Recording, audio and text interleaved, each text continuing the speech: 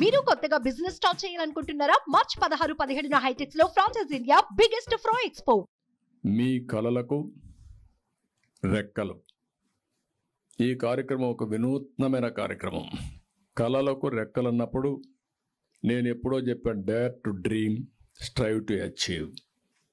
అదే అబ్దుల్ కలాం గారు ధైర్యంగా కలలు కనండి, దాన్ని సాధికారం కోసం కృషి చేయమని దేశమంతా తిరిగి చెప్పారు.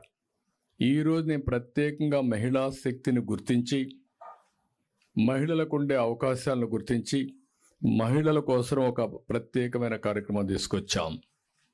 ఇది మామూలుగా అందరూ కూడా ఇంటర్మీడియట్ చదువుకోవడం, అక్కడి నుంచి పెద్దల ప్రోత్సాహం లేకుండా పోవడం, నిధుల కొరత రావడం, ప్రభుత్వాలు కూడా ఉదాసీనంగా ఉండడం, అంటే వాళ్ళకు ఆలోచనలు ఉన్నాయి, ప్రపంచంలో రాణించే శక్తి ఉంది, ప్రపంచానికి సేవ చేసే నాలెడ్జ్ ఉంది, అదే మరి ఒక కళ కూడా ఉంది వాళ్ళందరికీ.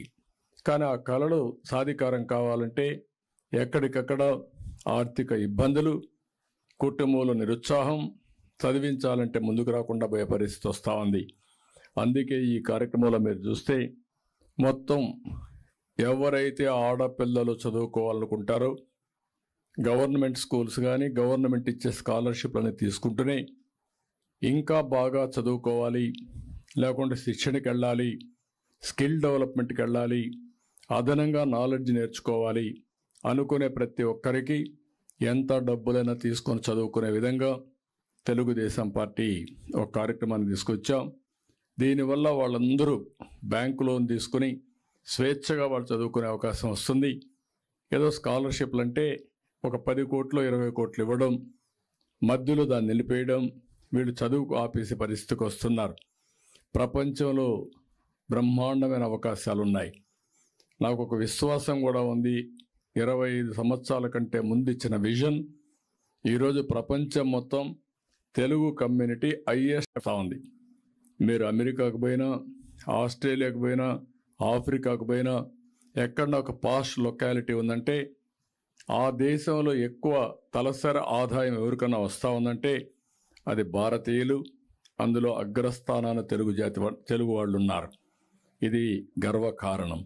ఇందులో మళ్ళీ ఒకప్పుడు ఆడపిల్లలందరూ ఇంటికే పరిమితం అయ్యేవాళ్ళు, ఉద్యోగాలు చేసేవాళ్ళు కాదు. అంటే వీళ్ళు చదువుకోకుండా ఒక గృహిణిగా ఉండిపోయేవాళ్ళు. ఈరోజు మగవారితో సమానంగా ఆడపిల్లలు పనిచేసే పరిస్థితికి వచ్చారు. నేను చాలామందిని అనేక సందర్భాల్లో ఇంటర్వ్యూ చేశాను, ఎంక్వైరీ చేశాను. భార్యాభర్త ఇద్దరు ఐటీ ప్రొఫెషనల్స్ అయితే ఎవరికి ఆదాయం ఎక్కువ వస్తుందంటే పోటీపడి సంపాదించే పరిస్థితికి వచ్చారు. ఒక విధంగా చెప్పాలంటే చాలామందిని చూసినప్పుడు మగపిల్లల కంటే ఆడపిల్లలకే ఎక్కువ ఆదాయం వస్తూ ఉంది. అంటే దీన్ని బట్టి మనం ఆలోచించుకోవాల్సింది, ఏ విషయంలో కూడా ఆడపిల్లలు తక్కువ కాదు. కానీ వాళ్ళకు మెరుగైన అవకాశాలు ఇవ్వడం, రైట్ టైంలో వాళ్ళని ప్రోత్సహించడం, వాళ్ళని ఎక్కడికక్కడగా ఎంకరేజ్ చేయగలిగితే బ్రహ్మాండంగా విజయాలు సాధించే పరిస్థితికి వస్తారు. ఈ కార్యక్రమం కోసం ఎంత డబ్బులైనా ఆ డబ్బులంతా గవర్నమెంట్ గ్యారంటీ ఇస్తాం, వడ్డీ అంతా గవర్నమెంటే కడతాం. అది 5,000 కావచ్చు, 10,000 కావచ్చు, ఎంతైనా సరే కడతాం. ఎన్ని వేల కోట్లను ఖర్చు పెడతాం. ఆ పెట్టుబడి రాష్ట్ర భవిష్యత్తు కోసం పెట్టే పెట్టుబడి, ఆడబిడ్డల భవిష్యత్తు కోసం ఖర్చు పెట్టే పెట్టుబడి. ఈ